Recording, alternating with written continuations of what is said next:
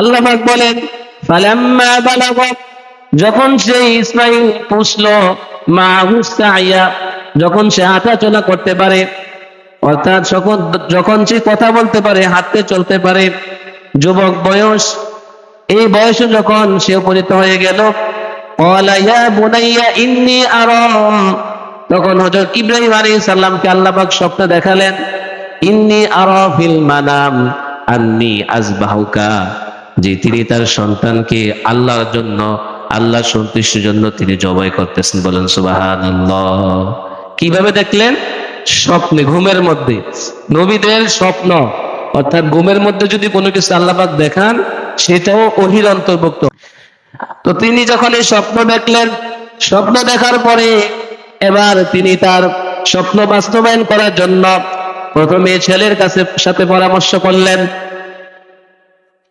ছেলেকে বললেন, ক্বালা ইন্নী আরা ফিল মানামি আন্নী আযবাহুকা ফানজুর মাযা তারা, হে আমার কলিজার টুকরা, আমার আদরের সন্তান ইসমাইল শোনো, আন্নী আযবাহুকা, আমি দেখেছি আমি তোমাকে জবাই করতেছি আল্লাহর জন্য, ফিল মানামি, স্বপ্নের মধ্যে, ফানজুর মাযা তারা, এতে তোমার কি মতামত বলো। ইব্রাহিম আলাইহিস সালামকে যে আল্লাহ পাক আদেশ করছেন, মানে স্বপ্নে দেখাইছেন, দেখানোতে তো যথেষ্ট, আর তো জিজ্ঞাসা করার কোনো প্রয়োজন নাই। কারণ আল্লাহ পাক যা আদেশ করেন, এই আদেশের উপরে আর কোনো যুক্তি অজুহাত কোনো কিছু করার আমাদের অধিকার বান্দার নাই, বলছে করতে হবে। কিন্তু ইব্রাহিম আলাইহিস সালাম কেন তার সন্তানকে জিজ্ঞাসা করলেন? কারণ সব কিছুর একটা পরামর্শ করে করাটা এটা ভালো, এটাও আল্লাহ পাকের নির্দেশ। ও আমরুহুম শুরা বাইনাহুম, আল্লাহ এটা কোরআনে বলছেন যে তোমরা যে কোনো কাজ শুরা মানে পরামর্শের ভিত্তিতে করো।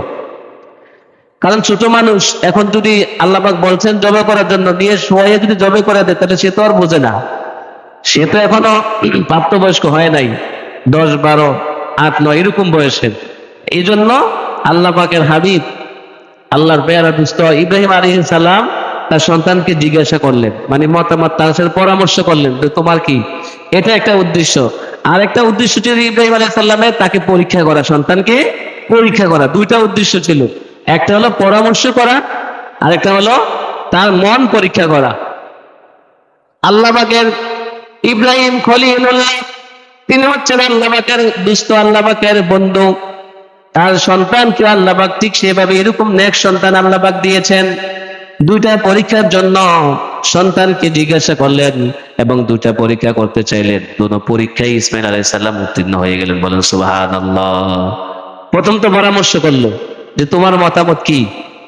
মতামত যখন চাইলো, তখন ইসমাইল আলাইহিস সালাম বলতেছেন, ক্বালা ইয়া আবাতি ফাআল মা তু'মার সাতাজিদুনি ইনশাআল্লাহু মিনাস সাবিরিন। আল্লাহু আকবার।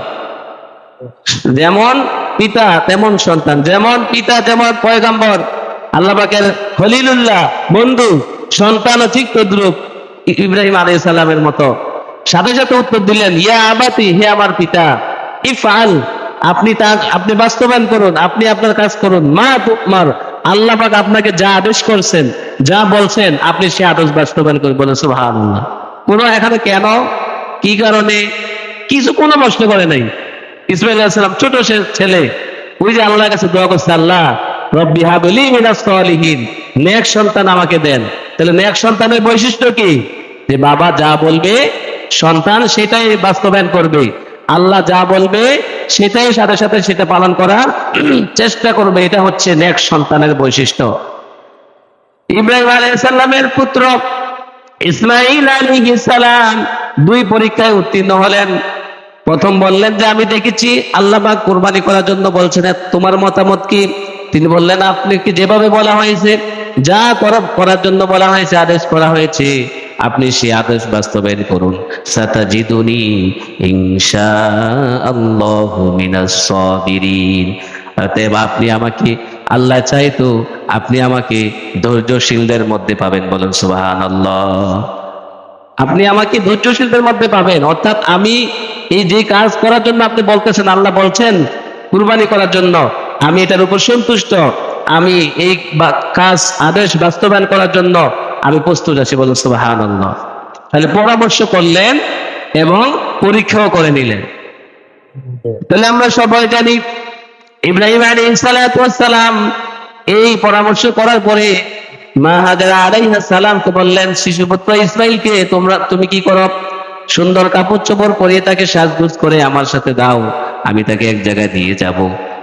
তখন তাকে সুন্দর কাপড় চোপড় পরিয়ে তাকে যখন নিয়ে যেতে লাগলেন, আল্লাহ পাক বলেন ফালাম্মা আসলামা ওয়া তাল্লাহু লিল জাবিন, ইব্রাহিম আলাইহিস সালাম এবং তার পুত্র ইসমাইল আলাইহিস সালাম ফালাম্মা আসলামা উভয়ে আনুগত্য স্বীকার করলো, ওয়া তাল্লাহু লিল জাবিন এবং জবাই করার জন্য উভয়ে প্রস্তুতি হয়ে গেল। বলেন সুবহানাল্লাহ।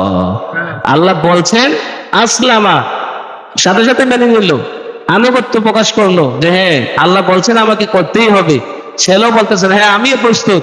ওয়াতাল্লাহু লিল জাবিন এবং জবাই করার জন্য ছেলেকে উপর করে অথবা চিৎ করে শোয়াই দিলেন এবং জবাই করার জন্য প্রস্তুতি গ্রহণ করলেন। বলেন সুবহানাল্লাহ।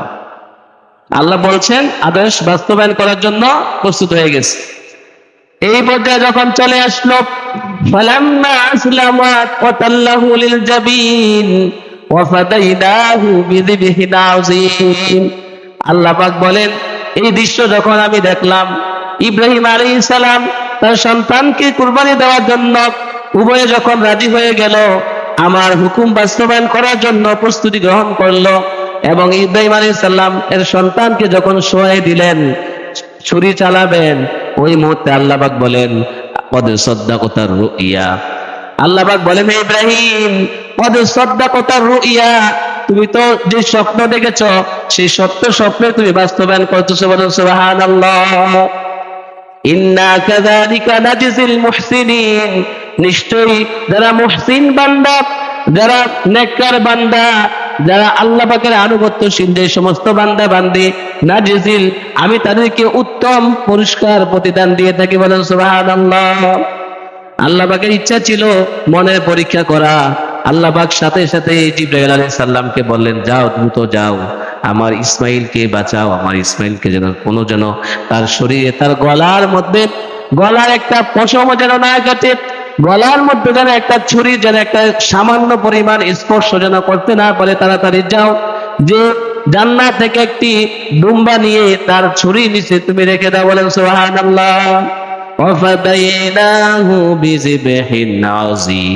আল্লাহ পাক বলেন আমি একটি পশুর মাধ্যমে তাকে এই জবাই থেকে, কুরবানি থেকে আমি তাকে ইসমাইলকে বাঁচিয়ে দিলাম। বলেন সুবহানাল্লাহ। পশু দিলেন, দুম্বা দিলেন ছুরির নিচে, ইসমাইল আলাইহিস সালাম অক্ষত, তার কিছু হয় নাই, বেহেশতি দুম্বা কুরবানি হয়ে গেছে। বলেন সুবহানাল্লাহ। তাহলে এটা কি কুরবানি করাটা, এটা কি কুরবানি করাটা শুধুমাত্র জবাই করাটা উদ্দেশ্য ছিল আল্লাহ পাকের, নাকি আল্লাহ পাকের ইচ্ছা ছিল তার মন পরীক্ষা করা, মনটা পরীক্ষা করা, ইমান পরীক্ষা করা, ইমান তার কতটুকু মজবুত, আল্লাহর প্রতি বান্দার আনুগত্য, আল্লাহর প্রতি বান্দার যে দৃঢ়তা, আল্লাহর হুকুম পালনের সেই দৃঢ়তা এবং আনুগত্য, এর মধ্যে তার ইমানটা কতটুকু পরিমাণে আছে, তার ইমানের দৃঢ়তা স্পিড কতটুকু আছে, এই ইমান পরীক্ষা করাটাই ছিল আল্লাহ পাকের মুখ্য উদ্দেশ্য। সেই ইমানে তিনি উত্তীর্ণ হলেন এবং ফার্স্ট ক্লাস পাস, একবারে গোল্ডেন এ প্লাসে। মানে এখানে কোনো প্রকারের তিনি কি করলেন না, ত্রুটি করেন নাই। আল্লাহ পাক যেভাবে বলছেন, যেভাবে চেয়েছেন ইব্রাহিম আলাইহিস সালাম ঠিক সেইভাবেই কুরবানি করার জন্য সব কিছু সম্পন্ন করলেন। আল্লাহ পাক বলেন হে ইব্রাহিম কদ সাদ্দাকতার রুইয়া, তুমি তো আমি যা দেখাইছি স্বপ্নে তুমি তো সেটাই বাস্তবায়ন করলা। ইন্না কাযালিকা নাজিজিল মুহসিনিন, অতএব আমি তোমার সৎকর্মশীল যারা আছে, যারা আমাকে অনুসরণ করে, আমার আনুগত্য করে, তাদেরকে আমি এভাবে পুরস্কৃত করি। বলেন সুবহানাল্লাহ। কিভাবে পুরস্কৃত করলেন? তাকে বাঁচিয়ে দিলেন বিপদ থেকে। ছেলেকে কুরবানি করা, জবে করা, এর চেয়ে বড় ভয়ানক, এর চেয়ে ভয়ঙ্কর দৃশ্য আর কি হতে পারে? এই সিস্টেম যদি থাকতো তাহলে আমার আপনার অবস্থা কি হইল? আদরের সন্তান, কলিজার টুকরা, হ্যাঁ, ছেলে হইলে অথবা মেয়ে, যাকে আপনি বেশি ভালোবাসতেন সন্তানদের মধ্যে তাকেই তো জবে করা লাগতো।